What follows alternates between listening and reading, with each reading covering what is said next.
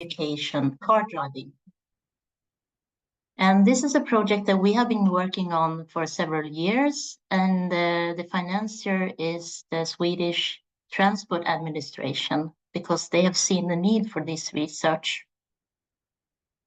As you may understand, it's really hard to predict what will happen if you practice driving in real traffic. It's hard to control, both when you're practicing and when you want to assess the driver ability.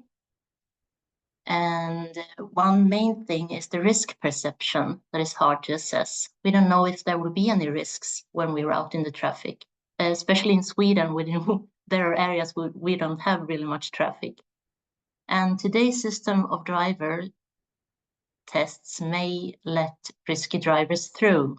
This is something that we have seen, and also that a driving simulator can detect drivers who consider themselves ready for a driving test, but have not achieved the risk awareness required to be a safe driver. And we have looked at designing a screening test to be used prior to the real-world driving test. And in this screening test, the situations need to be critical and appropriate to capture risk awareness, and also to complement the driving test. They should be difficult to attempt in a driving test. Each situation must also have clear criteria for pass or fail, so that the screening test can be fair and not require any interpretation of the results. This is something that we have published in the paper that you see here. You want to read more about it, but today it's just the background. And the driver education in Sweden can look a little bit different depending on what you choose to do. You can either practice driving private with your parents or with somebody else who has the skills and are approved, or you can go to a traffic school. But either way, everybody has to do a theoretical test, a risk education, and a practical driving test. And driving simulators are established tools in professional driver education, and they are now also becoming more common in traffic schools. And the curriculum that is used is based on the Goals for Driver Education, GDE framework,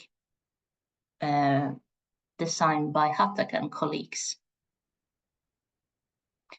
And this framework looks like this. There are 4 levels, from vehicle control in the bottom, driving in traffic is the 2nd level, goals and context of driving, number 3, and goals for life and skills for living.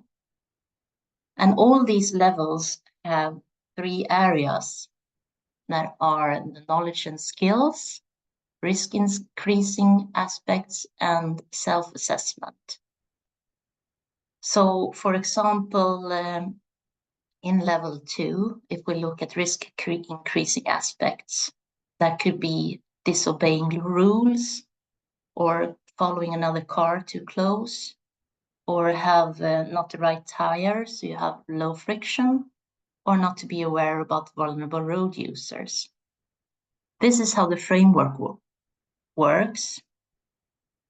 And we have seen that our screening test can be efficient in finding risky drivers. However, we have not evaluated how the screening test is related to this GDE matrix.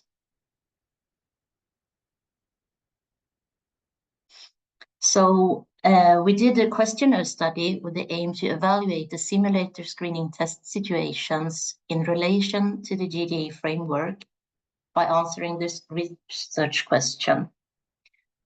To what extent are the various levels of the GDE framework represented in the test situations?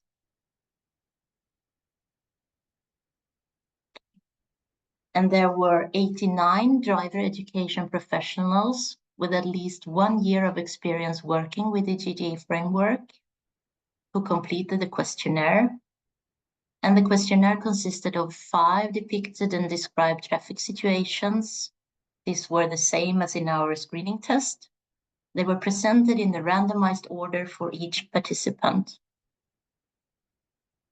And each situation was accompanied by the following question representing various levels of driver behavior specified by this GDE framework. And each question was answered on a scale from 0 to 100%. And how important do you think this is for the driver to handle the situation well? And for each of these levels, there was a description. So for all situations, 15, the participants were presented with these descriptions and the questions at the bottom of the last page of how important is this. So for level 1, which has to do with vehicle maneuvering, to be able to handle the vehicle, the driver must have sufficiently good maneuvering skills and knowledge of how things such as speed, brakes, and road conditions affect, for example, the vehicle's braking distance. And for level 2, mastering traffic situations, to be able to handle the situations, it's necessary that the driver detects other road users, understand the obligations of both other road users and the driver himself, and interprets their behavior in a correct way. At level 3, about goals and context of driving, to handle a situation, a driver should predict scenarios during the journey and manage stress and fatigue. And level 4, goals for life and skills for living. Resisting temptation and peer pressure may be easier to make wise decisions in different traffic situations. At the same time, your goals affect when, where, and how you choose to drive. So these are the questions that were asked for all situations.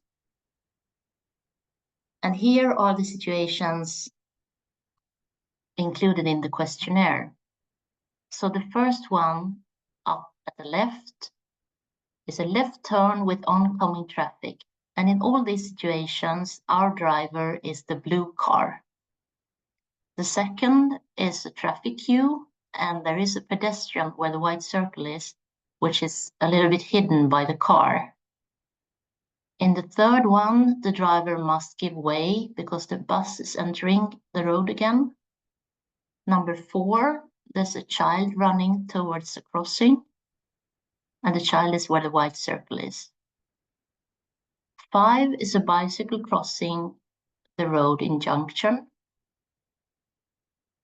And in number 6, the pedestrian is partly hidden by this part of the car, as you can see.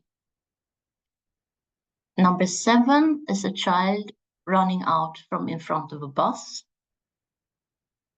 And 8, here the driver has to adapt the speed to highway traffic. 9 is a bicycle crossing and oncoming traffic. 10 is a truck parked behind a small hill, so it could be a little bit surprising. 11 is a car which is hidden behind a turning bus when our blue car is entering the larger road.